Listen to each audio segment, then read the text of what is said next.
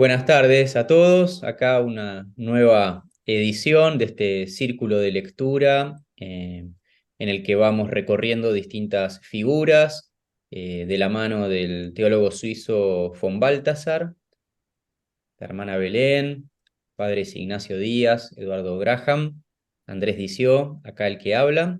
Bueno, les damos la bienvenida y hoy tenemos un encuentro dedicado a la tragedia griega y su diálogo con el cristianismo, un tema muy importante que no siempre recibe el debido lugar en la reflexión teológica cristiana. Es sabido que el cristianismo dialogó en sus primeros siglos sobre todo con la filosofía y quedó un poco en deuda con el teatro griego. Y sobre eso nos van a hablar especialmente Ignacio y Eduardo, que se han venido preparando, bueno, ya hace tiempo. Cada uno tiene su recorrido en ese ámbito. Así que le cedo la palabra en primer lugar a Ignacio. Buenas tardes a todos. Bueno, como decía Andy, vamos a ocuparnos hoy del tema de la tragedia griega y el cristianismo, más allá de la tragedia, también de la tragedia griega, de la tragedia en general y la fe. Yo al principio voy a presentar el marco de la tragedia griega, que es la obra del gran poeta de la antigüedad, Homero, el padre de Occidente. Él nos va a entregar el marco, el mundo, la cosmovisión en la cual después se va a desarrollar la tragedia griega. Eduardo va a presentar el tema de tragedia y fe cristiana, y para cerrar vamos a hacer una pequeña mención a Peggy, a Charles Peggy, y una lectura que hace de la tragedia de Edipo Rey, del principio de la tragedia de Edipo Rey, para recordar a este gran poeta francés que, bueno, nos acompaña también siempre en estos encuentros. Voy a compartir pantalla. Vamos a presentar brevemente el marco del mundo antiguo, del mundo de Grecia antiguo. El mundo antiguo de Grecia es el mundo homérico. Y bueno, para empezar, una frase de Pei. Pei dialoga en un texto que tiene con Clio, que es la musa de la historia. Y esta musa le dice a Pei lo siguiente: en el principio de una hoja, escriba usted, Peggy, el nombre de Homero. Ese es el nombre más importante, hijo mío. Los dioses no serían nada, y no solo los dioses, sino también los hombres, si él no los hubiera cantado. Ponga el gran nombre de Homero en el encabezamiento de su hoja. Escríbanos un Homero, ensayo de la pureza antigua. Esto le dice Clio a Pei en este diálogo que se llama Clio, diálogo de la historia con el alma carnal.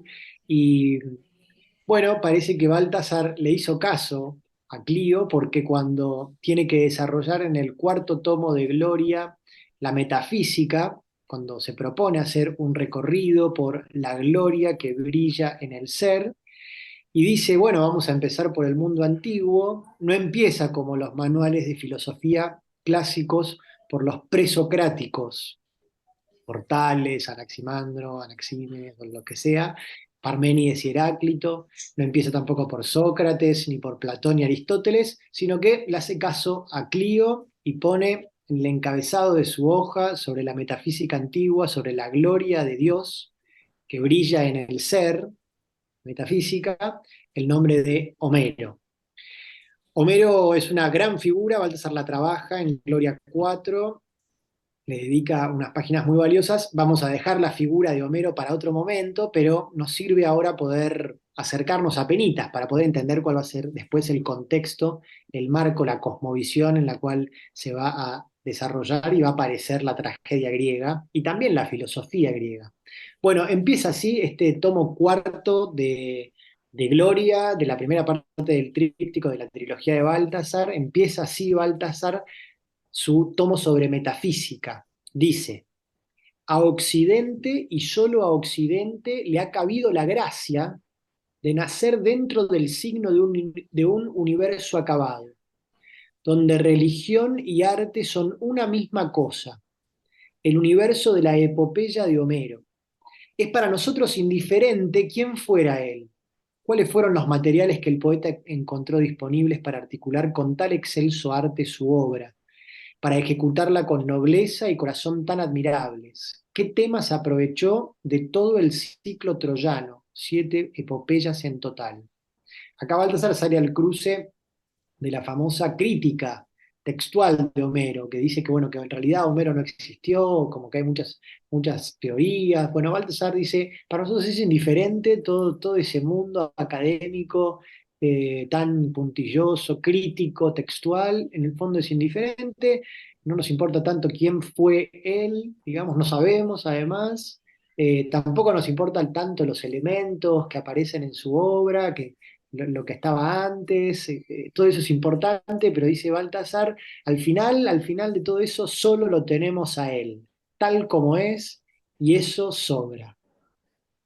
Para Baltasar, lo primero entonces es una gracia, es decir, ya hay presencia de Dios, una gracia que recibe la cultura occidental de comenzar su historia, de comenzar la historia de su espíritu, la historia de su desarrollo, con la persona de Homero, que une en sí mismo a la religión y al arte.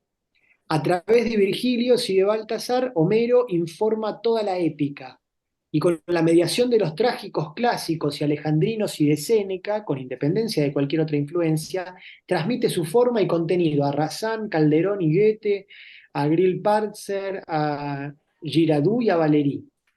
En la homérica Atenas pasean los sofistas y filósofos, y aunque critican el viejo mundo de los dioses, viven sin críticas en el radiante mundo artístico que Homero generó. Los filósofos, Sócrates, Platón y Aristóteles, en su polémica con los sofistas en Atenas, viven dentro del mundo homérico. Lo van a criticar, pero no se van a ir de él.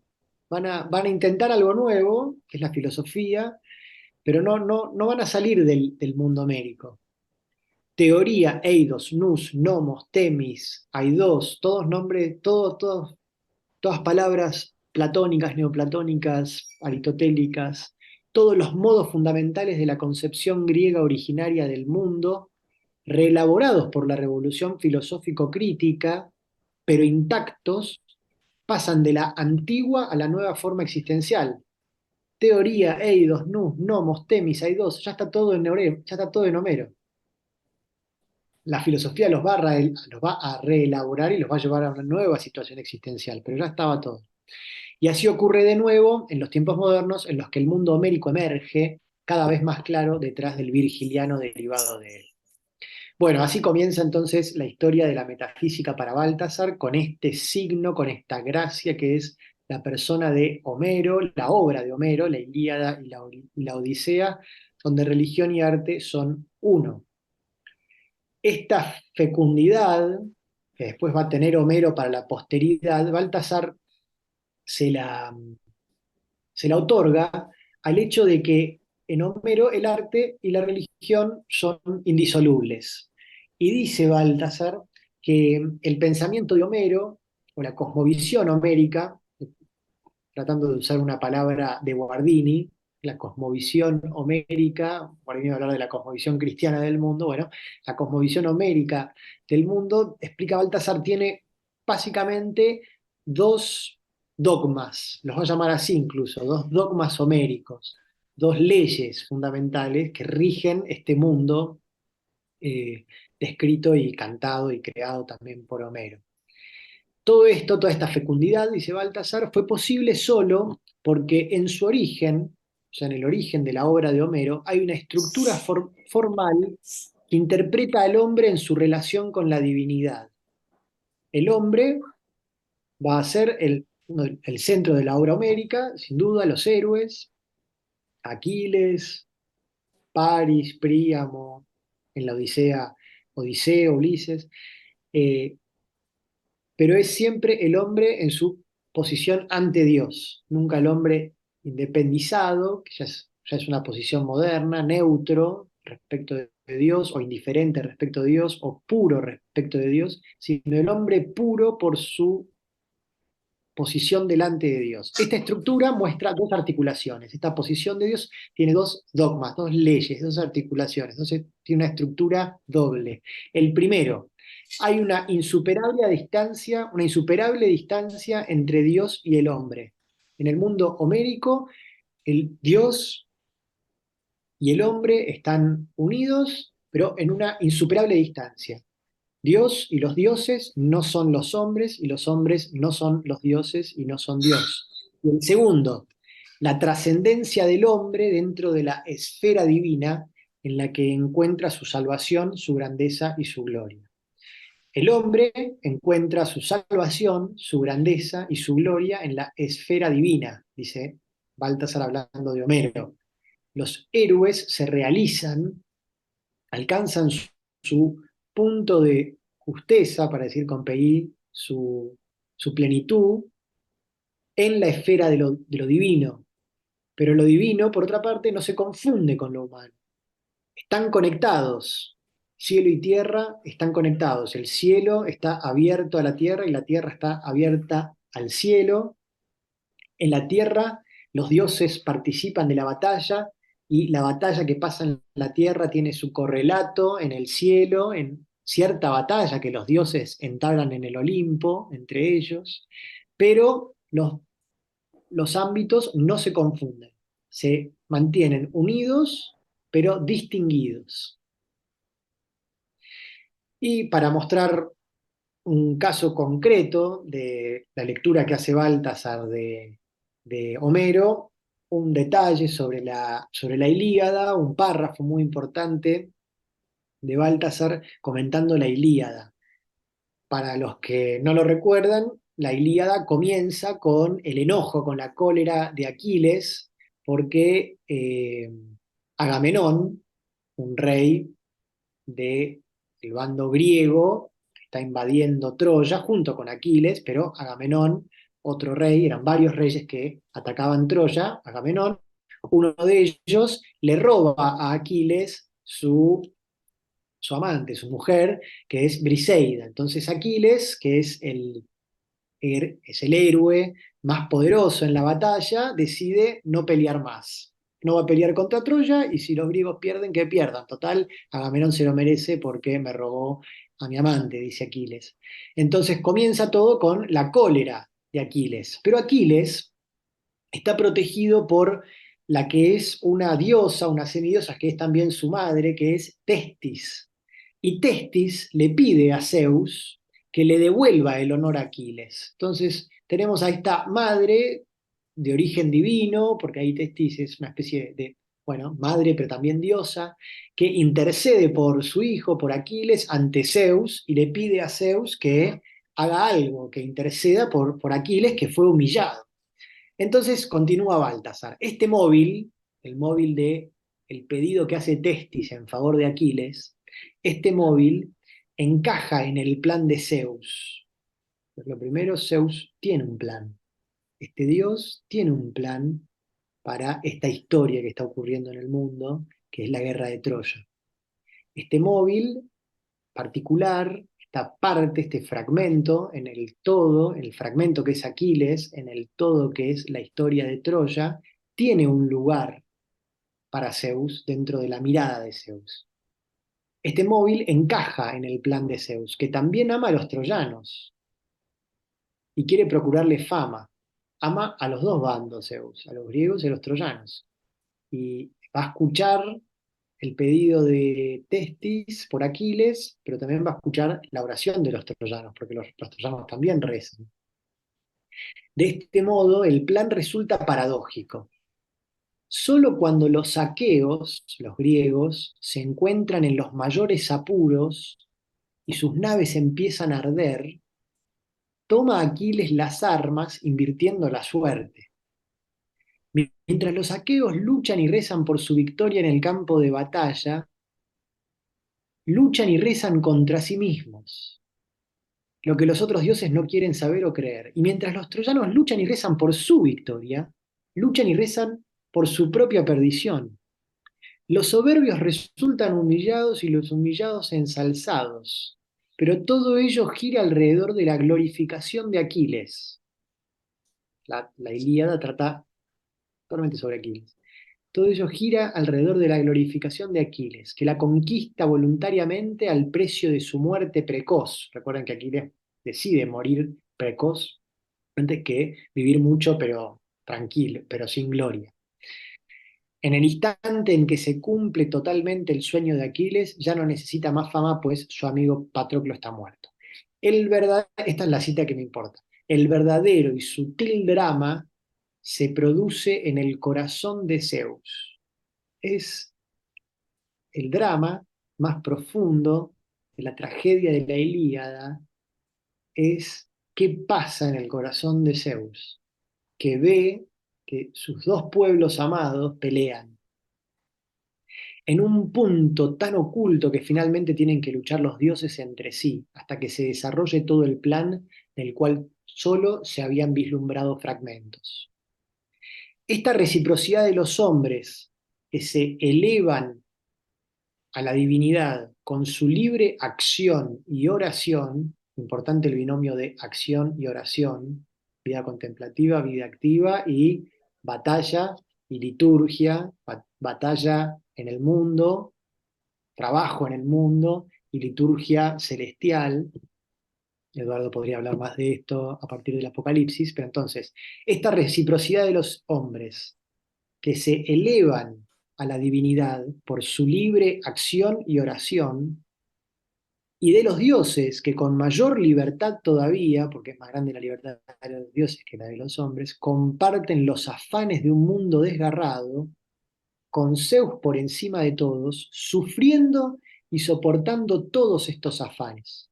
Todo esto es la última palabra del autor de la Ilíada. La última palabra del autor de la Ilíada, entonces, es la reciprocidad entre los hombres libres en la batalla y en la oración, en el trabajo, en la liturgia, y de los dioses más libres todavía, con Zeus a la cabeza, que sufre y soporta todo lo que está sucediendo. Bueno, todo eso es el, la última palabra de Homero en la Ilíada. Simplemente entonces dejarle a Eduardo el marco para que él pueda desarrollar ahora la tragedia griega, el marco homérico. Muchas gracias. Nacho, Bueno, muchas gracias. Eduardo va a trabajar sobre tu pantalla, Nacho. Sí, ahora cuando él me lo diga, yo lo subo. Empiezo con, sí, bueno, muchas buenas tardes a todos. Eh, Tengamos presente que este marco, quizás muy, dándole el blanco muy concentrado que nos hizo Ignacio, amerita profundizar sobre Homero como figura. Eso lo haremos más adelante. Pero esta introducción era muy necesaria porque las tragedias griegas que han llegado hasta nosotros, las del siglo V antes de Cristo, Esquilo, Sófocles, Eurípides, han llegado muy pocas respecto de estos autores y de otros autores que se conocen autor y título y no han llegado, pero todas son de ese siglo, las que conservamos como tragedias griegas, tienen una dependencia muy grande respecto del mundo homérico. Hay una expresión de la época que dice, está atribuida a Esquilo, que las tragedias no son más que pequeños bocados del gran banquete de Homero. De modo que nos asomamos a esta frase con el contexto de Homero que nos dio Ignacio, metiéndonos en alguna de las tragedias, ¿no? Tengamos presente que el mundo de Homero era lo que nosotros, entre muchas otras cosas, lo que nosotros diríamos la formación para alguien, la paideia. Los jóvenes y las jóvenes se formaban aprendiendo y escuchando la recitación coral o individual con instrumentos de Homero, de los cánticos de Homero. Grandes, digamos, cantores se recuerdan, antes que hubiera tragedias en el templo de Dioniso, los certámenes sobre recitadores de Homero. esos certámenes anuales nos muestran que también esa recitación en la familia y en los lugares de formación estaban todo el año, ¿no? Por eso cuando Platón quiere hacer una nueva educación a través de la academia, que la tenemos en sus diálogos, necesita dejar atrás, dice, con gran dolor, porque yo los amo, porque fui formado en Homero y en los trágicos, pero ahora en este momento necesitamos dejar atrás ese modo de enseñanza, porque la situación nos demanda otro tipo de saberes, los de la filosofía, los del amor por la sabiduría, que ya no depende de, de esa, de esa formación anterior. Pero los trágicos se forman en ese, digamos, contexto. Y toda la familia, o sea, hay que imaginarse que todos los ciudadanos de Atenas que iban a uno de estos certámenes en las grandes Dionisas, la última de las 5 fiestas dionisíacas de todo el invierno, de todos los años, la más importante de una semana, las grandes Dionisias, ahí se daban los certámenes de las tragedias. Todos conocían las historias, lo que no conocían era la elaboración de este trágico de Esquilo, Sófocles, sobre esa temática. Sabía que iba a haber una novedad en el modo particular de hacer el planteo, pero sobre una base ya conocida de todos estos personajes, del cual nos dio un pantallazo recién con esas hermosas citas de la Ilíada. De modo que la novedad estaba en el tratamiento. La historia de Edipo todos la conocían. Tomo Edipo porque casi todos más o menos sabemos el contenido de la tragedia de Edipo. Pero iban a ver qué hacía Sófocles esta vez con esa historia, cómo la desarrollaba, sabiendo que iba a tener que ver con los problemas actuales de la polis. El tratamiento que iba a dar Sófocles va a tener que ver con la situación de la polis en ese momento. Así que era memoria y era actualización, presencialización. Por eso tenía que ver con la teatralidad, que justamente se funda particularmente para Occidente con el teatro griego que estamos comentando.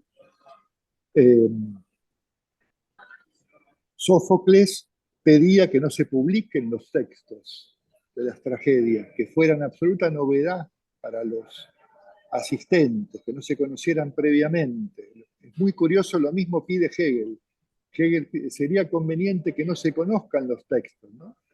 Porque eso que uno a veces hace, voy a ver tal obra importante, voy a leerla para estar un poco al tanto, ambos recomendaban en épocas distintas que era mejor no.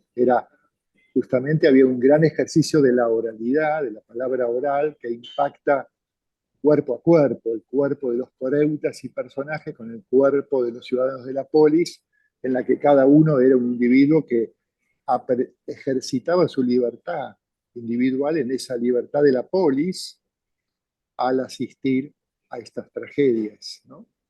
Temas de cosmología, temas del cielo, del Olimpo griego, con temas de la política de la polis, es casi una redundancia decir política de la polis, ¿no?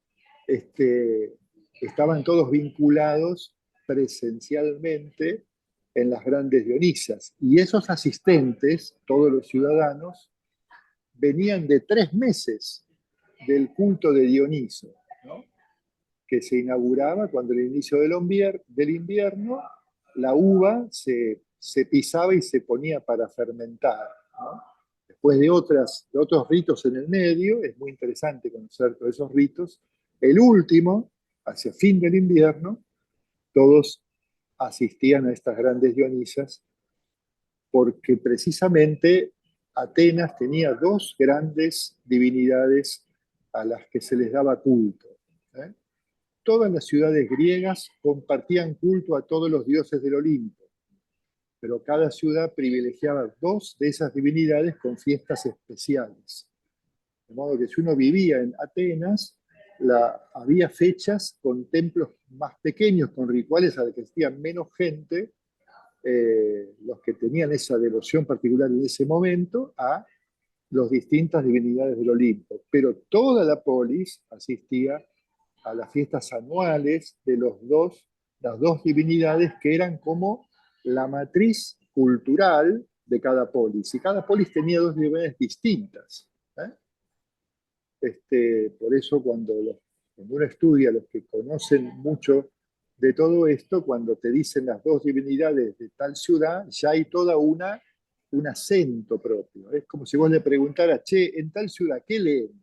¿Qué leen todos? Uy, acá todos han leído, qué sé yo, Platón. Todos acá son lectores de Cervantes, o la Argentina se lee el Martín Fierro. No hay quien no sepa cinco estrofas del Martín Fierro. Es como una matriz cultural a partir de la cual se piensa. Bueno, ¿cuáles son las dos divinidades de cada ciudad polis? ¿Cuáles son las dos de Atenas? La principal, la de su nombre, Atenea, que no es más que una divinidad apolínea, y Dioniso. De modo que la tensión apolíneo-dionisía, que solemos estudiarla como si fuera una reflexión filosófica, en Atenas era una realidad cultural, rito mítica, de prácticas a través de las cuales se iban solucionando, vamos a la guerra, no vamos a la guerra, tomamos esta decisión o no de esta alianza con otra polis, cómo se enseña, cómo se educa, todo eso tenía que ver con la expresión de las dos divinidades. Por eso, cuando decimos, a lo mejor muy rápidamente, lo apolíneo y lo dionisíaco, como si pudiéramos entender leyendo algún libro, como si fuera una tensión meramente filosófica, una polaridad filosófica, en Atenas era una polaridad existencial de la polis en la que cada ciudadano crecía. Si no fuera así, no habría habido ni los tres trágicos griegos que estamos presentando, ni tampoco hubiera habido un Sócrates ni un Platón.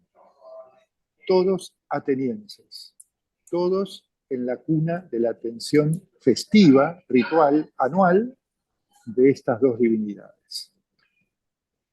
En uno de los textos que leyó recién Ignacio, se mencionaba que decía la homérica Atenas, ¿no? Expresión que no es un adjetivo, como si homérica fuera un adjetivo conceptual, sino que Atenas se tenía por una ciudad que era particularmente fiel a Homero en uno de sus puntos principales, que era la acogida, la hospitalidad al que quedó sin patria, al que quedó sin polis, al que fue exiliado de su polis. El que se quedó sin polis por cualquier motivo, sin juzgar, sin preguntar, ¿eh? De eso viene nuestro mundo todavía, donde tal persona, tal expresidente o militar de un país, y bueno, lo acogió tal otra nación, ¿no? Viene de aquí, viene de lo que hacía Atenas. Atenas, según Homero, la hospitalidad era la práctica principal porque tiene que ver con el jiquete, con el suplicante, con el orante, con el que suplica ser recibido. Porque si no me reciben, y fui exiliado de mi polis, muero. Porque no es concibe la vida humana fuera de una comunidad, de una ciudad, de una polis. El individualismo que nosotros concebimos hoy era inconcebible para todo el mundo homérico. Cualquier sujeto es libre si mi polis es libre. Solamente en una polis libre, los sujetos de esa polis son libres, ¿no? Por eso la importancia de Platón en la República de lograr una república libre, ¿no? Porque de eso depende de cada ciudadano sea libre. Edipo Rey comienza con suplicantes. Las mujeres suplicantes que padecen más visceralmente los efectos de la peste van con el sacerdote de Apolo, nada menos que de Apolo, que es como decir de Atenea, de la diosa principal de la ciudad, a suplicar al regente o al rey, que sería Edipo, a que se haga cargo y resuelva este gran problema, este gran flagelo de la peste que no nos podemos liberar, ¿no? Es hermoso leer las dos primeras páginas la presentación de las suplicantes, ¿no? Y van con el sacerdote de Apolo, como diciendo, el sacerdote no tuvo nada que hacer, ¿eh? Por eso va con ella. Él no pudo resolverlo. No se resuelve con las anteriores ritos y mitos en el templo de Apolo. No alcanza. Ya se probó y no alcanzó. A ver si vos, que sos Edipo, que ya nos resolviste hace un tiempo el problema de la efigie, que no dejaba vivir en paz, vos que sos tan sabio, según esa anterior experiencia de salud, de soter, de salvación para la polis, a ver si ahora también hacete cargo y resolvenos vos el problema de la peste. Y eso lo hacen las suplicantes, ¿no? Eso es la Homérica Atenas, un ejemplo puntual de la Homérica Atenas, porque eso es el corazón de Homero, la hospitalidad al suplicante, ¿no? Uno puede ser al mismo tiempo suplicante ante la divinidad, como Aquiles suplicaba a su divinidad que lo siga asistiendo, o al mismo tiempo suplicante ante otro ser humano, ¿eh? Como va también Príamo a suplicarle que le dé el cadáver de su hijo para poder darle sepultura. Y se abaja, esto está, ¿dónde está Ignacio? En la Ilíada, ¿verdad? Es al final de la Ilíada, el último Se canto. abaja, se abaja para suplicarle que Aquiles le dé el cadáver del hijo muerto. Homero enseña que no se puede no dar hospitalidad al suplicante. ¿Quién comprendió como nadie esta enseñanza homérica? La ciudad de Atenas. Porque el dios Dioniso es la acogida del diferente. Es la práctica de la acogida del que no tiene acogida en otro lugar y que no tiene por qué ser igual a nosotros. Muchas de las tragedias hablan de la mala acogida del diferente. Por ejemplo, Medea, que últimamente se han puesto varias variantes por distintos motivos culturales contemporáneos, ¿no? Medea es de otra cultura pagana y es una de las mujeres de, no me sale el nombre ahora del personaje, Medea y Cadmio, yo creo que es Cadmio, bueno, no importa, la idea es que le da recepción como una de sus esposas en la ciudad de Atenas, pero después que, o sea, la tragedia se representa en Atenas. La ciudad puede ser otra, pero es un tema literario, la representación es en Atenas, ¿no? Pero resulta que después no le da bola. Entonces esa acogida incompleta acarrea el devenir de Medea, que ya sabemos más o menos cómo termina.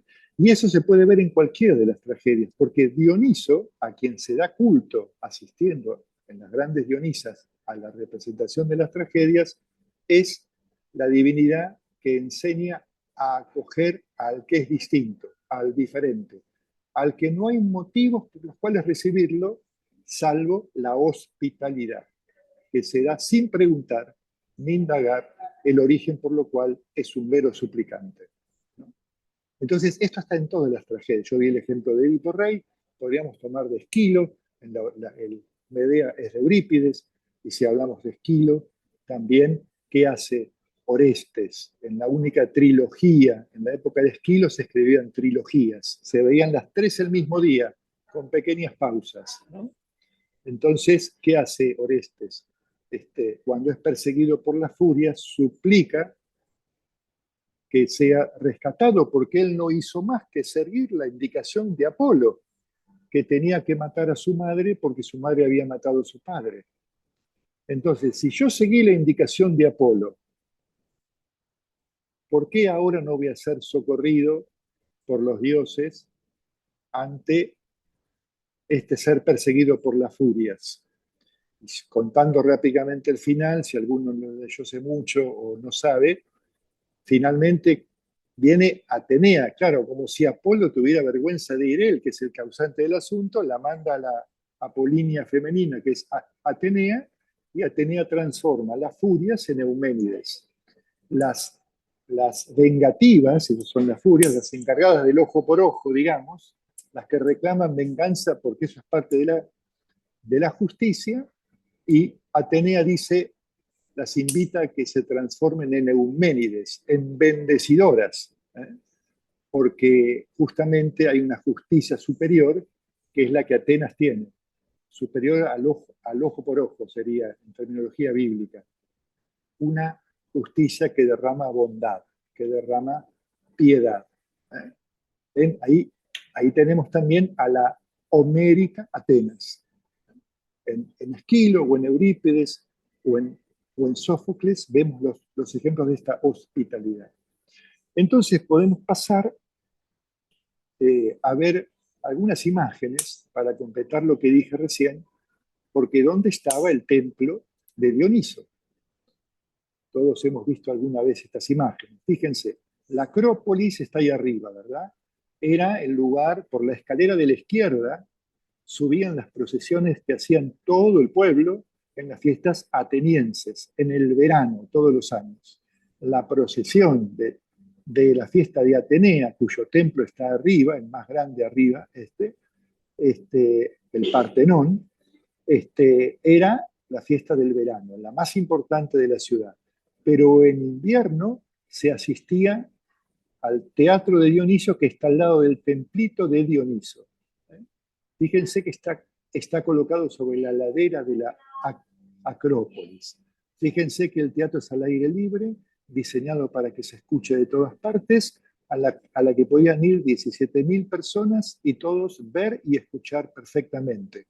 Vean la cercanía del templo de Dioniso, pequeñito, pero el templo tenía que ver con la representación en las grandes Dionisas, culto al dios Dioniso. Acá tenemos otra maqueta que nos está mostrando Ignacio.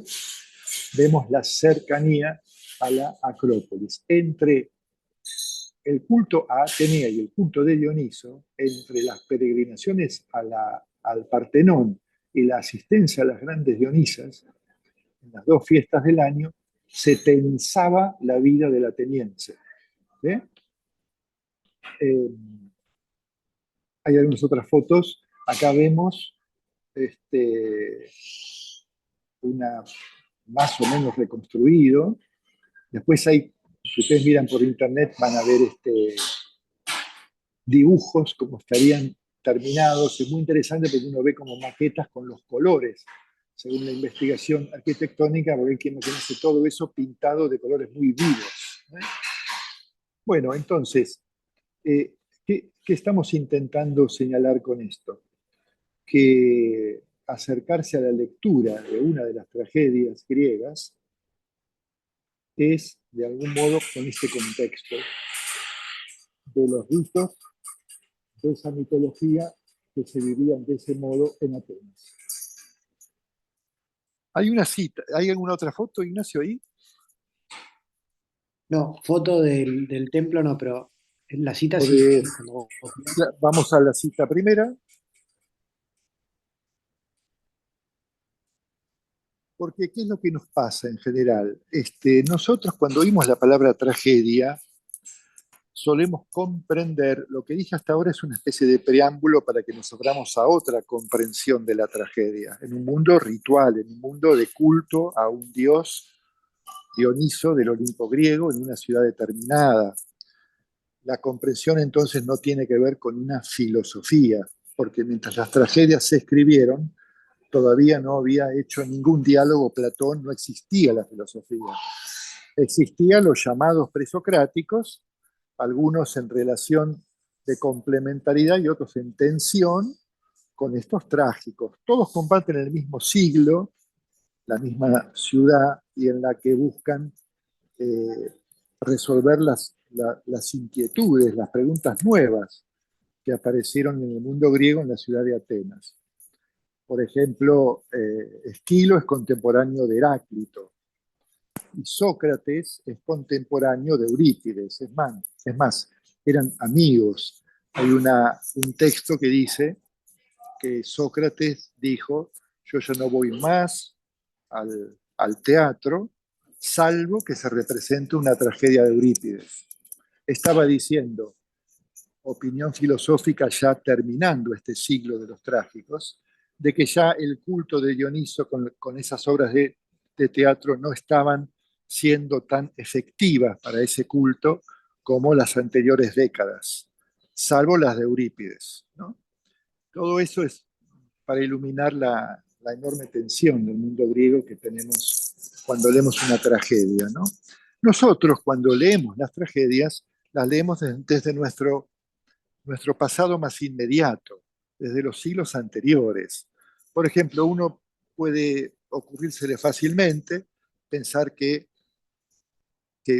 trágico implica una concepción del mundo muy, muy, muy triste, muy dolorosa, de un mundo cerrado, en el que no hay más que sufrimiento, que no hay ninguna salida, y que entonces eso es lo trágico. Bueno, cuando estamos pensando por ese lado, no estamos más que recordando, consciente o inconscientemente, la definición de la tragedia que dieron muchos idealistas y románticos alemanes. Más precisamente habría que decir que eso es tragicismo. Es una lectura tragicista de la vida. Cuando lo trágico es una concepción cerrada de la vida, eso es tragicismo, no tragedia. Porque si uno toma las 70 y pico de tragedias conservadas de estos tres trágicos, muchas de ellas terminan bien, no todas terminan mal, y además son una exaltación de la vida, porque ese es el culto de Dioniso, en la que también entra lo más oscuro de la vida humana, también lo más oscuro, lo más doloroso, lo más injusto, las muertes más horribles, como la de Antígona, emparedada por seguir las leyes de la sangre, en contra de las leyes del Senado, de los varones, enterrar al hermano muerto, es una exaltación a la vida, Antígona, bien leída. Nos cuesta mucho leerla así, en el contexto de Atenas. Por eso empecé por esta ritualidad del exaltador de la vida, que es Dioniso.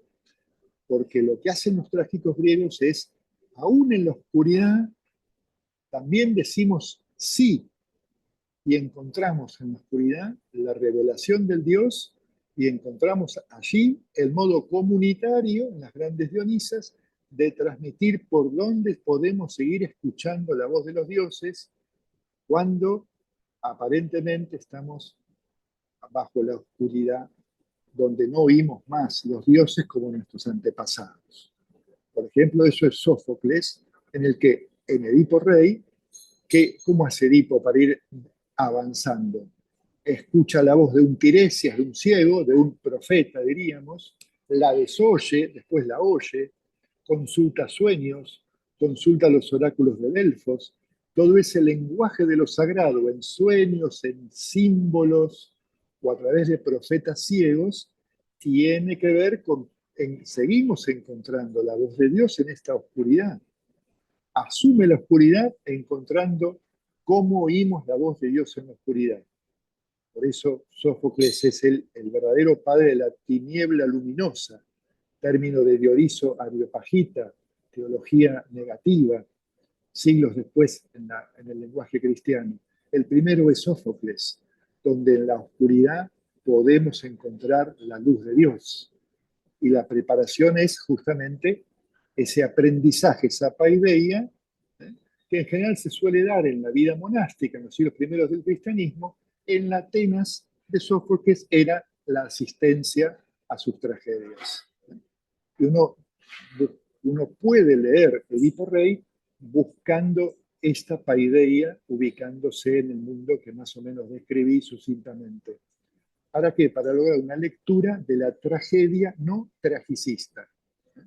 Porque acá también podemos preguntarnos por qué ese mundo idealista alemán y romántico desarrolla su teoría, por sus propias preguntas, pero ¿cómo entra en Occidente de vuelta a la lectura de las tragedias? ¿Cómo aparece la inquietud por lo trágico? Porque hasta el mundo medieval, hasta un Santo Tomás, ni siquiera se conocían los textos trágicos. Se recuperan a través de los árabes, que entran por España y por Bizancio, ¿no?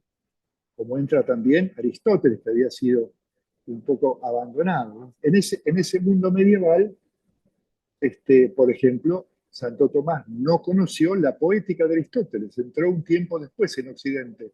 Él no leyó el texto sobre la tragedia de Aristóteles. si no tuviéramos un excelente comentario de Tomás Aristóteles, sin duda lo habríamos tenido. Sí empezó a leer los textos que primero llegaron, que se les daba más importancia en el medioevo, como son la metafísica, el Tratado del Alma, ¿no? Hay un momento determinado en que entra de vuelta la lectura de los trágicos en Occidente. ¿Cuándo es eso? Nos lo dice esta cita de Baltasar, que también incorporamos ahora. Aquí leeremos pedacitos, porque si no sería muy largo, pero lo dejamos para que la lectura completa, el que lo desee hacer, ¿no? Y dice, en este interreño entre Aristóteles y Platón, entre el aristotelismo medieval y Platón que vuelve en el romanticismo, perdón, en el renacimiento. El renacimiento y el barroco vuelven a ser platónicos. Entre uno y otro, hemos visto las últimas dos sesiones, la metafísica de los santos, si la recuerdan, todo ese lenguaje de los místicos, esa nueva literatura de los así llamados místicos y místicas medievales, que afrontan esa oscuridad, que se expresaba en un montón de elementos culturales de ese siglo XIII y XIV, ¿no? Oscuridades desde la peste negra hasta las guerras, hasta la economía, el hambre, y también en el mundo de los filósofos, el nominalismo, el ser como un vacío meramente nominal, ¿no? Habíamos visto que la metafísica de los santos son aquellos que no afrontan a través de la oscuridad encontrar de vuelta que el ser es luminoso, ¿no? Pero el camino para llegar a esa luminosidad del ser lo vimos con algunos autores anteriormente. En ese interreño entre el aristotelismo medieval y el platonismo del Renacimiento aparece también la experiencia de lo trágico. Y eso trágico que aparece primero en la vida, en la experiencia de lo trágico, en ese interreño entre Aristóteles y Platón, entre el medioevo y el Renacimiento, es muy similar a ese siglo V de los trágicos en Grecia, donde la oscuridad del sentido del ser se afronta, entre otras opciones, a través de los trágicos griegos, diciéndole sí a esa oscuridad hasta que en ella se ilumine la luz de los dioses que nos reciben con todo nuestro sufrimiento y con toda nuestra oscuridad, ¿no? Eso es Edipo Rey, ¿no? Eso es que alcanza la salud de la polis que le encargaron, infringiéndose a sí mismo como Soter, siendo no un sacerdote del culto, sino un oferente que se ofrece a sí mismo y se autoexilia, guiado por sus hijas, Antígona e Ismene, y se ciega los ojos. Es como una confesión de que no tenemos el saber que pretendemos saber. El saber se encuentra en la medida en que nos damos cuenta de nuestra ignorancia, de nuestro no saber, ¿no? En la oscuridad sí podemos exponernos a la luz de la divinidad, ¿no?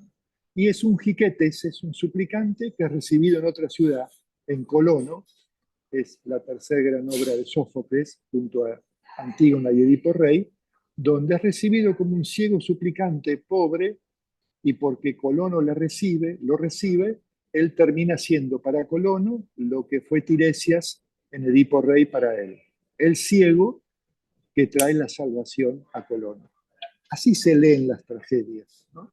Pero acá vemos en esta cita, no la leo toda, de que la existencia humana significa sufrimiento, y precisamente ahí alcanza su autenticidad y su grandeza. Hay momentos de la cultura occidental donde vuelve a repetirse esa situación en la que Atenas alumbró las tragedias, Europa alumbró a través del teatro también nuevamente la forma de lo trágico y de lo cómico, la tragicomedia, supongamos de un Shakespeare, como Hamlet, el Rey Lear, Medida por Medida, Ricardo II, grandes obras donde vuelve a ser el lenguaje de lo trágico, la expresión de, tampoco para Shakespeare es tragicismo, ¿eh?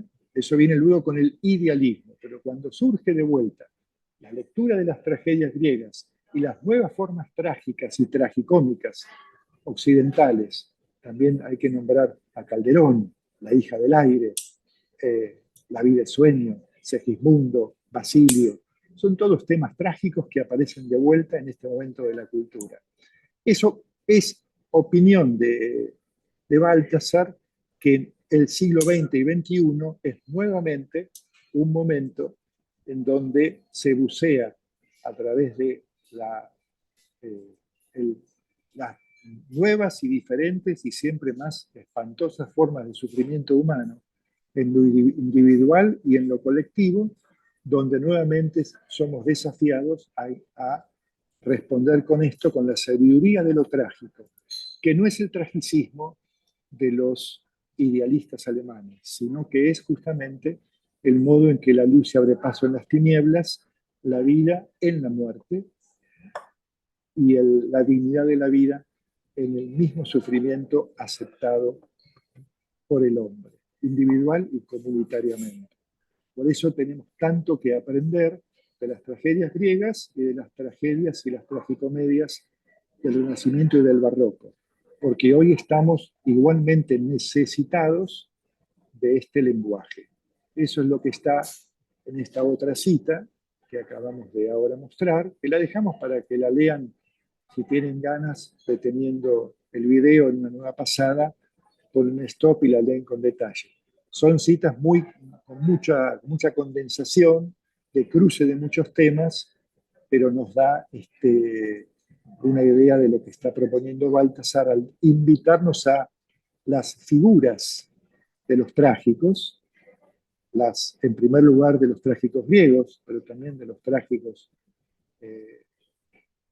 del Barroco y del Renacimiento, y también de los trágicos que se siguen sucediendo hasta hoy. Podríamos nombrar autores argentinos. En la línea de Esquilo tenemos la gran obra de Ricardo Monti, La oscuridad de la razón. Fíjense qué título, La oscuridad de la razón, ¿no?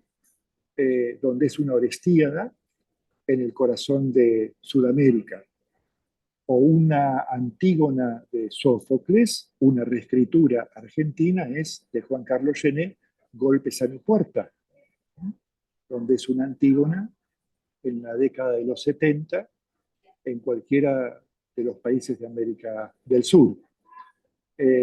Entonces, esta sensibilidad para incorporar a través de obras trágicas de teatro o tragicómicas, según el caso y el autor, nos es indispensable para encontrar el sentido de la gloria del ser, el sentido de la dignidad del hombre y el encontrar a Dios justamente a partir de esta presencia de Dios en los momentos de mayor dificultad.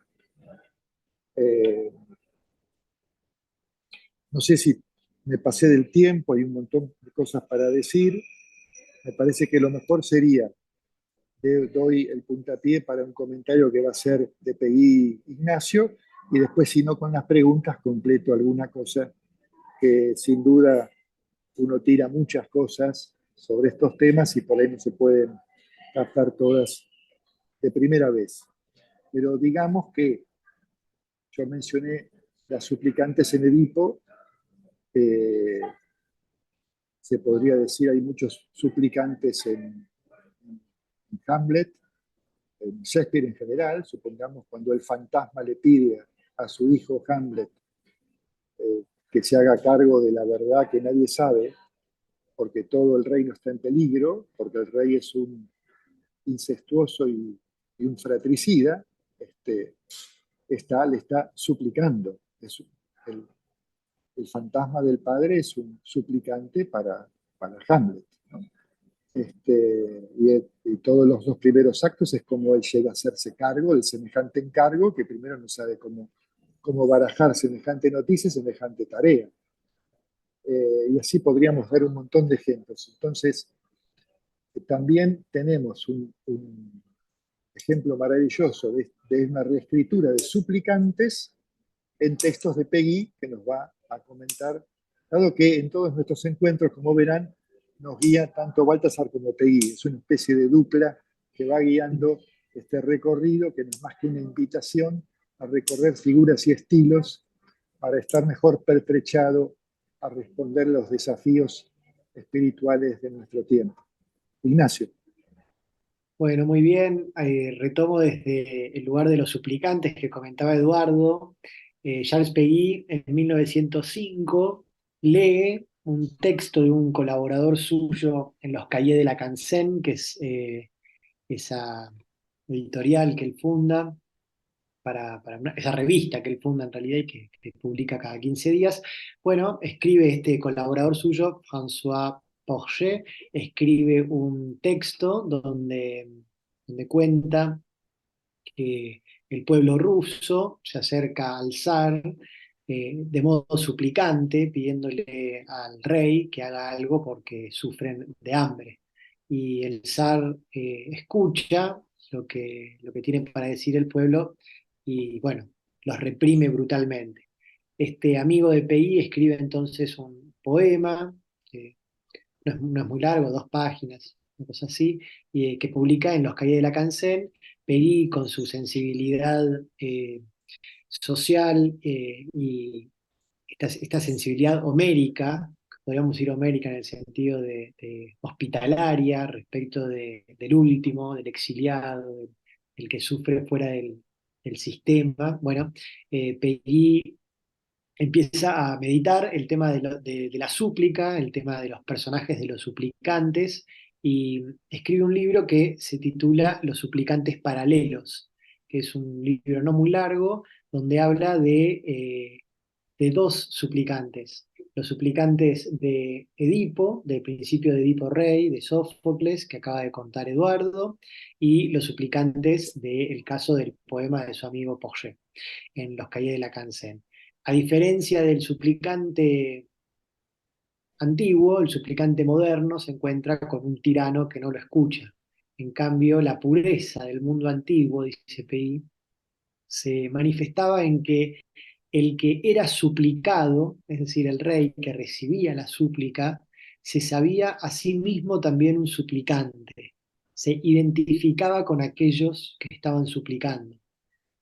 No acallaba la súplica, no la llamaba a desaparecer, no la tapaba, eh, ni la quería abortar, a la súplica, sino que él mismo se identificaba también a sí mismo como un suplicante. Peí entonces, bueno, simplemente en este texto va a ir haciendo el paralelismo entre Sófocles, traducido por él mismo, y el texto de su amigo en los Cahiers de la Cansen. Y es muy lindo lo que dice en esta cita sobre la identidad del- de aquel que escucha la súplica del rey. En el caso de Edipo Rey, Edipo, que al principio de la tragedia ve cómo se acerca el pueblo suplicante con ramos, con palmas con ramos de olivos en las manos, para suplicarle al rey que haga algo por la polis que está sufriendo la peste. Bueno, dice Pei, mi alma gime, mi alma llora por la ciudad y por mí y por ti conjuntamente. Esta es una frase de Edipo en Sófocles. Edipo, cuando escucha la súplica que le transmite uno de los del pueblo en nombre de todos, dice, mi alma gime, Edipo, el rey que escucha la súplica de su pueblo, dice, mi alma gime, mi alma llora por la ciudad, por la polis, él es el rey de la polis, y llora también por mí y por ti conjuntamente. Meditando sobre esta frase, dice Pei, aquí tenemos perfectamente y en toda su pureza la fórmula misma de las lamentaciones antiguas. No se separa en ningún punto de la ciudad el rey, no se separa en ningún punto de la ciudad, ni de su interlocutor. El suplicado antiguo, el mismo suplicante, suplicado de los hombres, suplicante a los dioses, no se separa en ningún punto del suplicante inferior. El suplicado antiguo, el mismo suplicante de segundo grado, no se separa en ningún punto del suplicante de primer grado. Muy pedido, ¿no? Todo el texto es lindísimo. La súplica engloba a uno y al otro. Tanto el suplicante de primer grado como el suplicado que se vuelve suplicante de segundo grado están abrazados por una súplica común. La súplica engloba a uno y al otro y ningún ciudadano, sea sacerdote, sea rey, se separa de la ciudad, como ningún suplicante se separa de la común súplica cívica, la común súplica de la polis. Bueno, para pedir esta identificación hasta el extremo entre el que escucha la súplica, que es Edipo, y con aquellos que suplican, es lo que va a marcar después el destino de Edipo. Que Edipo va a ser, como decía recién Eduardo, él mismo un suplicante. Cuando vaya como un ciego exiliado a Colono a pedir, a suplicar que también lo reciban a él. Suplicado que se convierte en suplicante. Cuando Baltasar lee estas páginas de PI, son de 1905, son anteriores al momento en el que PI redescubre su fe católica, pero bueno, ya estaba en germen, digamos. Cuando Baltasar lee estas páginas, comenta lo siguiente, y con esto termina la parte de PI, ya abrimos a las preguntas, pero dice así Baltasar. En todo esto, los suplicantes paralelos, en la meditación en torno al que escucha la súplica y se vuelve suplicante, en todo esto no habla PI más que de la súplica antigua, no menciona la de Cristo. En el trasfondo, sin embargo, está trazada la línea Edipo-Cristo. Y es interesante porque la lectura freudiana de Edipo se nos ha metido culturalmente de un modo tan profundo que ya nos parece que Edipo no tiene nada más para decirnos, y que Edipo es simplemente esa reducción eh, freudiana de la historia de la cuestión. Bueno, acá con Peggy, con Baltasar, se libera el símbolo edípico para que pueda libremente de vuelta entregarnos toda su sabiduría y conducirnos directamente a Cristo. Entonces, evidentemente la línea Cristo, Edipo-Cristo es la línea del que escucha la súplica y se vuelve suplicante ante los dioses. Comentando esto de Baltasar, comenta Nicolás Fagué, un amigo en común que tenemos acá en el equipo, un francés que estudió a Baltasar y a PI, estudia a Baltasar y a PI, que trabaja mucho en la obra de PI. Bueno, comenta esta intuición de Baltasar de la siguiente manera.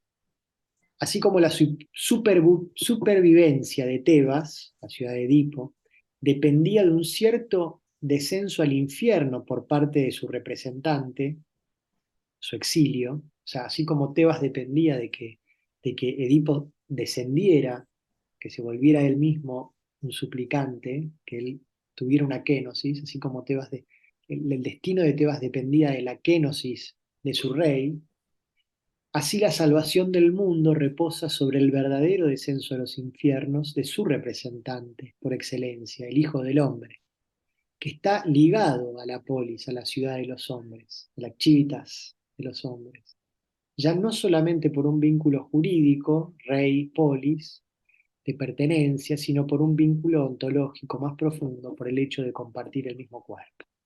Bueno, ahí está comentando esta línea de Edipo Cristo, Nicolás Fagué. Bueno, por mi parte ya estamos, pero bueno, Andy, Helen, Julieta, Cristina.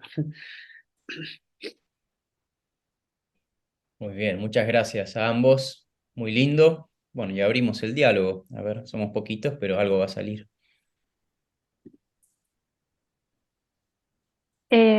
Yo tengo dos preguntas o comentarios, no sé, para ver si que resonaban cuando los escuchaba, una para Eduardo y otra para Ignacio.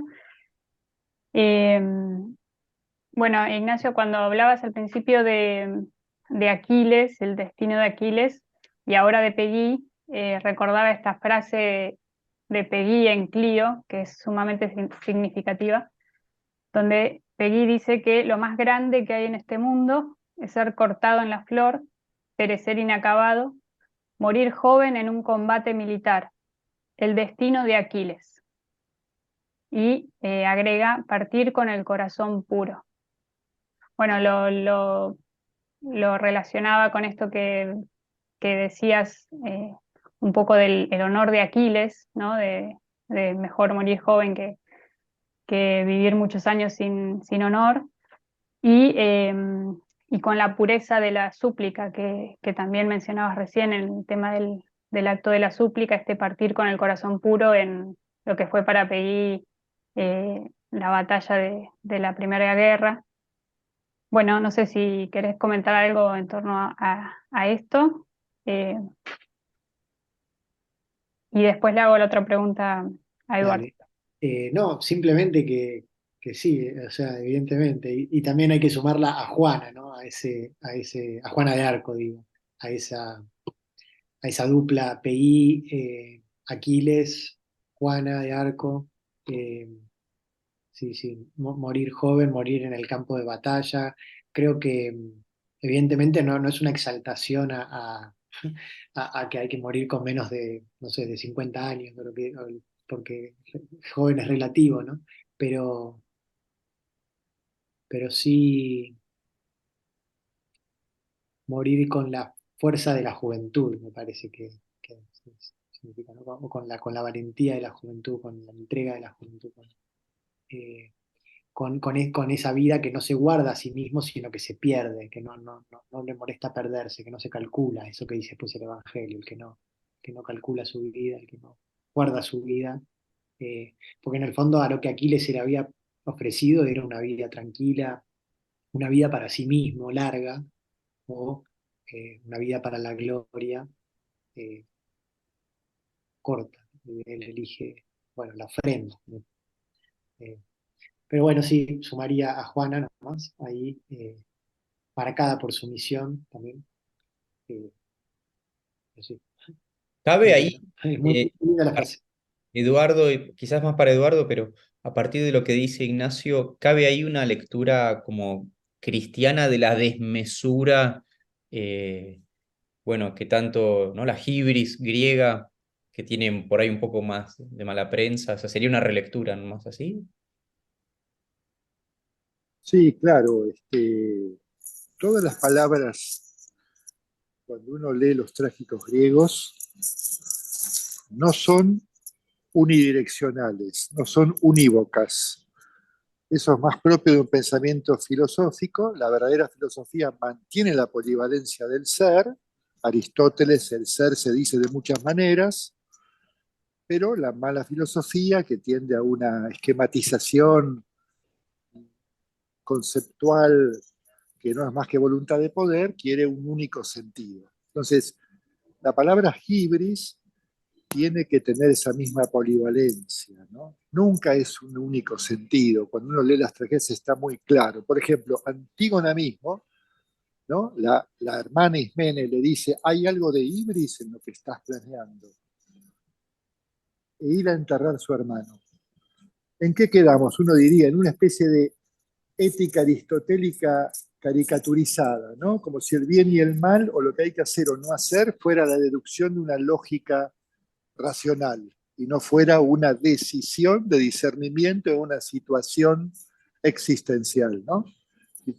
Pero muchas veces se tiene esa caricatura de la verdadera ética, ¿no? Entonces uno diría, bueno, entonces Antígona o hace bien o hace mal. O hace bien porque tiene que seguir la ley de la sangre, de la tierra, que transmiten también las mujeres, de enterrar a su hermano, aunque el Senado diga lo contrario, o hace mal, como le dice la hermana, que hay algo de ibris ahí. Y las dos cosas, porque no hay, para los trágicos, no hay un héroe que no tenga algo de ibris. No es un modelo de santidad farisaica. Tiene que tener algo de ibris. Entonces el personaje puede tropezar o puede ver claro y después de oscuro, ¿no? Como vemos en Juana de Arco, que ante el tribunal, ¿no? Su peor batalla, que es ante la Inquisición, quizás peor que las batallas contra los ingleses, ¿no? La tiene más difícil y ella misma encuentra que no puede ya encontrar la palabra clara. Y entonces ahí ibris es algo positivo, o muestra muchas caras, ¿no? Y en ese sentido uno, digamos, podría decir, cuando yo pretendo llevar una vida de seguimiento de Cristo lo más pleno que pueda, y hay buena voluntad y amor a Cristo, y también se va a estar mezclado con soberbia y no sé qué. En el devenir me voy purificando, no antes de empezar. Es en el camino que nos purificamos. Entonces la ibris está bueno reconocerla, y si vos querés sacar la ibris antes de tiempo, estás sacando la cizaña y arrancás también el trigo. Lo bueno cuando uno lee los trágicos, en este clima ritual, en este clima teatral, donde nada está, donde en el digamos, transcurrir de la acción se revela el Dios, ¿no?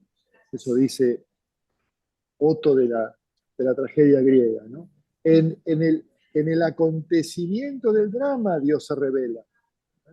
Yo no puedo sacar de Edipo Rey una verdad filosófica y traducirla a un saber unívoco. Yo tengo que, en el transcurrir de la lectura, va a haber una revelación de ese Dios en esa acción que se va develando y que incluye la ibris. No podría no incluirla.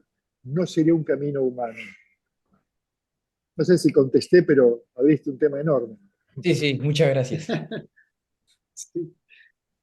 Belén tenía otra pregunta para Eduardo, me parece, ¿no? Sí, también un poco vinculada a esto que decíamos de la figura de la juventud o del niño, porque me quedaba pensando en esto que decías de que había un distinto tratamiento de la tragedia según el contexto de la polis, y pensando Claro. también en el vínculo entre el héroe y el santo, ¿no? Como lo trabaja también Baltasar. Si es posible o si te parece que en el siglo XX, XXI, la figura del héroe o del santo para nosotros no está vinculada sobre todo a la figura o al modelo del niño, al modelo del niño. Y ahí podemos pensar bueno, en la Juana de Arco de Peguy, por ejemplo, que es propiamente la Juana niña, Adolescente. adolescente, también en Bernanos, que recupera esa infancia en Juana y recupera la imagen de la infancia de Teresa de Lisieux. Y también, ¿por qué no, Baltasar con su último libro, Si nos hacéis como este niño? Si puede ser que para este tiempo que estamos viviendo eh, haya sido necesaria la figura de lo heroico vinculado a la infancia. ¿Y por qué te parece que puede ser eso, que se haya dado así históricamente? Es imprescindible, me parece, reencontrar esa combinación. Lo heroico, por supuesto, todo necesita de traducción, porque eso es lo hermoso de esto. Traducción no como proceso intelectual del que sabe de lengua, sino traducción en la propia vida existencial de la comunidad o de uno mismo, ¿no? ¿Qué significa héroe hoy? Y a lo mejor es trabajar por los pobres en un comedor.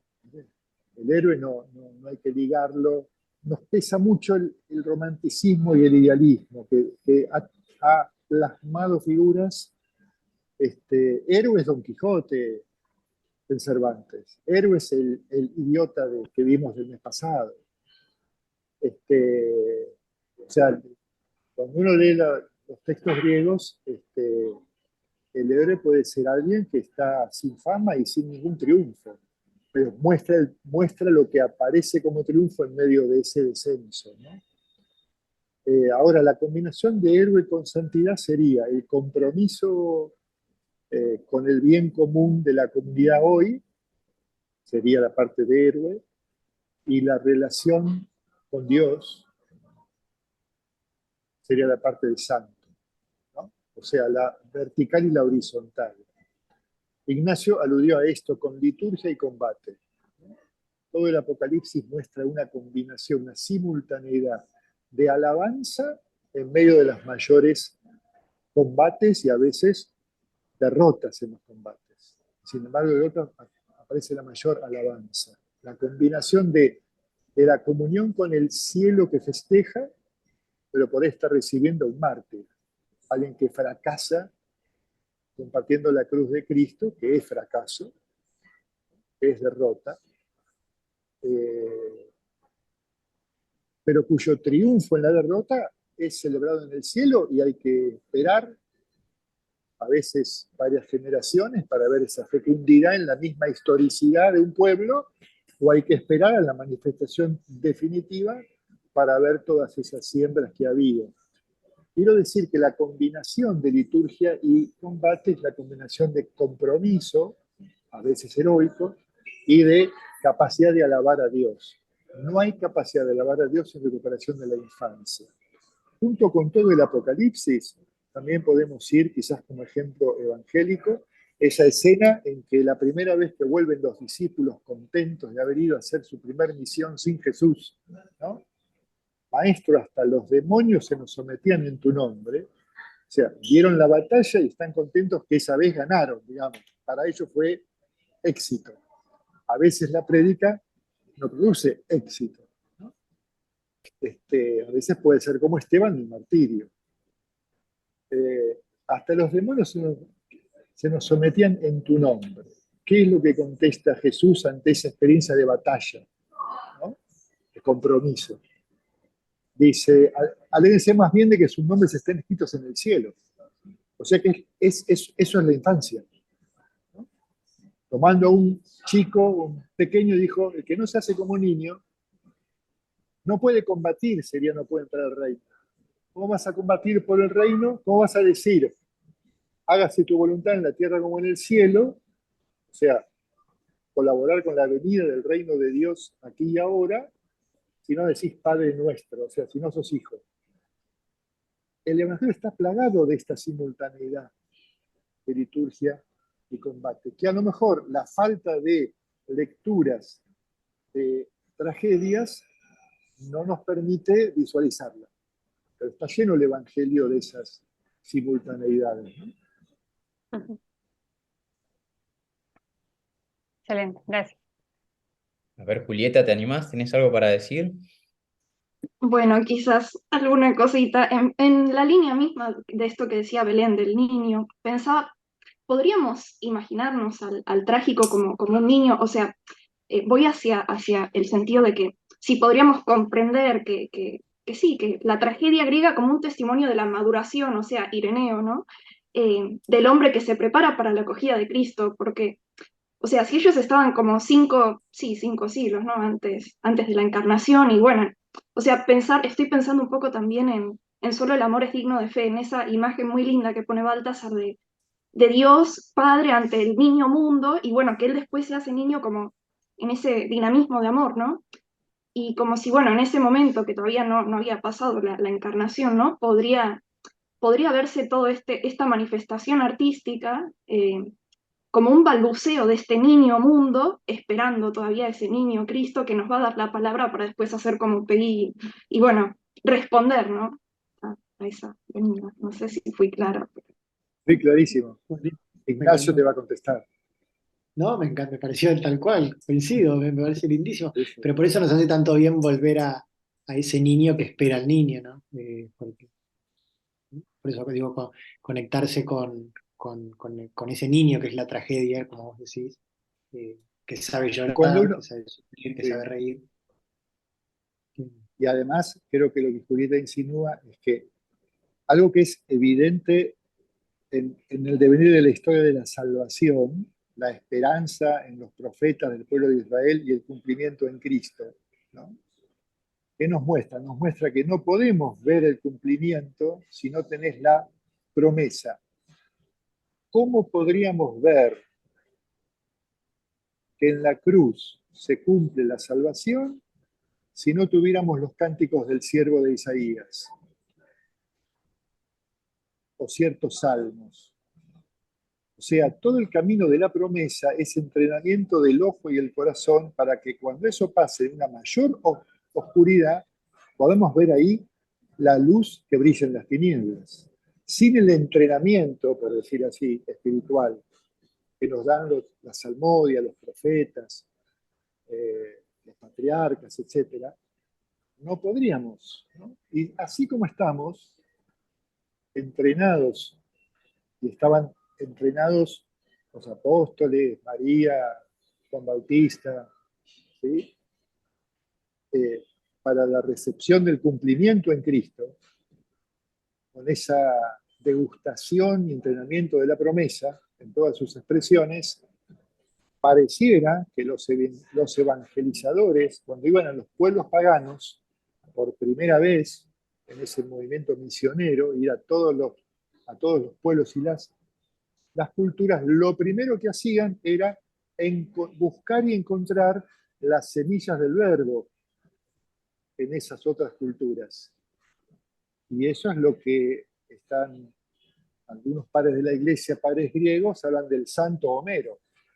O sea, para ellos era la Sagrada Escritura pagana que se complementaba con la Sagrada Escritura cristiana. Algo vimos con Peggy aquí cuando hablamos del arraigo, en uno de los primeros videos, ¿no?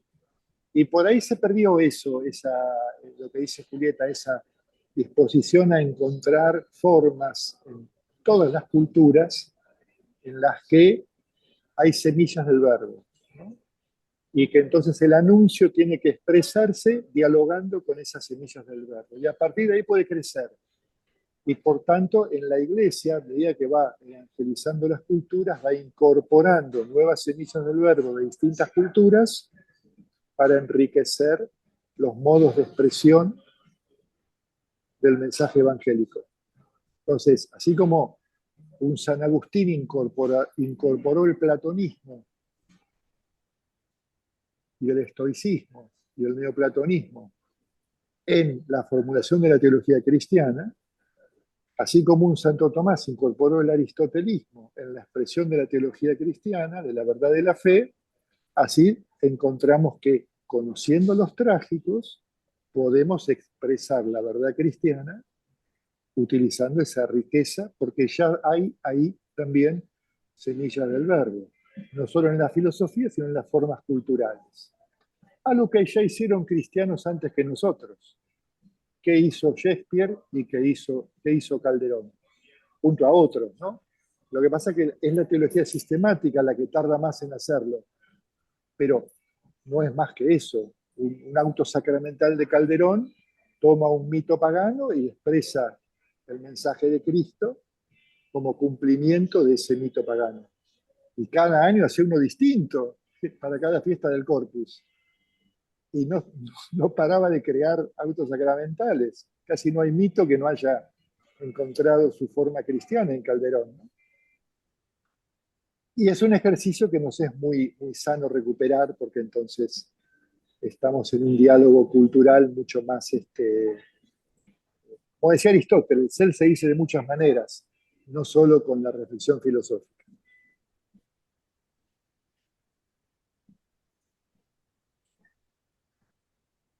Muy bueno. Ignacio, ¿querés decir algo más? No, me quedé pensando simplemente que hay una cita que no compartimos que me parece que puede ser linda para terminar, que abre un tema nuevo, que es la situación de la iglesia como un nuevo Edipo, es una cita de Baltasar. Eh, digo, no solo la línea Edipo-Cristo, sino la vocación de la iglesia también a configurarse con Edipo, como también acá se cumple otra dinámica de cumplimiento, promesa-cumplimiento con los trágicos, ¿no? Eh, eh, bueno, si les parece, podemos terminar con esa frase, con una cita de Baltasar, eh, bueno, que es muy sugerente, es como uy, perdón, no sé qué dice, para, para leer y releer bastante. Esta Pero cita bueno, es una concluye un artículo de Baltasar que se llama La tragedia y la fe cristiana, en sus ensayos teológicos, y bueno, leámosla como lectura suelta, pero sepan que es la conclusión de todo este artículo. Dice, la iglesia se convierte en el verdadero Edipo, ella que verdaderamente solícita por la polis, gravemente amenazada y arruinada, jura querer restablecer en esta el verdadero orden con una nueva búsqueda que llegue hasta las raíces religiosas de la ruina. Y he aquí que pone al desnudo su propia culpa. La iglesia acaba así en un terrible callejón sin salida, pues se encuentra en medio de una situación de culpa que la supera por completo, ante la cual preferiría arrancarse los ojos. pero no tiene ni el derecho ni la posibilidad de hacerlo. Tiene que utilizar sus ojos más bien para mirar hacia arriba, hacia una tiniebla de Dios que es mucho más profunda que su propia ceguera posible o real, hacia esa tiniebla de Dios de la que baja toda luz, tanto para ella como para el mundo en su totalidad. Bueno, Yo no conozco mejor cita que exprese la situación de la Iglesia comprometida, como la vemos en Europa y en todo el mundo, en esta situación que cada vez se va visitando más aquí y allá en el mundo, y que muestra que el camino es este, ¿no? El camino de Dios es este. bueno, muy bien. Simplemente es una cita para poner pausa y pensar, pero bueno. Bien. Bueno, muy bien, podemos dar por terminado, ¿no? Sí, sí, dejas de compartir Ah, perdón. y ahí vamos. Bueno, nuevamente, muchas gracias especialmente a Eduardo, Ignacio, a todos los presentes y los que nos verán por la grabación. Dios mediante les estaremos mandando alguna invitación de cómo seguimos nuestro recorrido. Bueno, un gusto. Hasta la próxima. Gracias. Gracias. Hasta luego. Bueno, Gracias gracias. a todos. Hasta Muchas luego. gracias.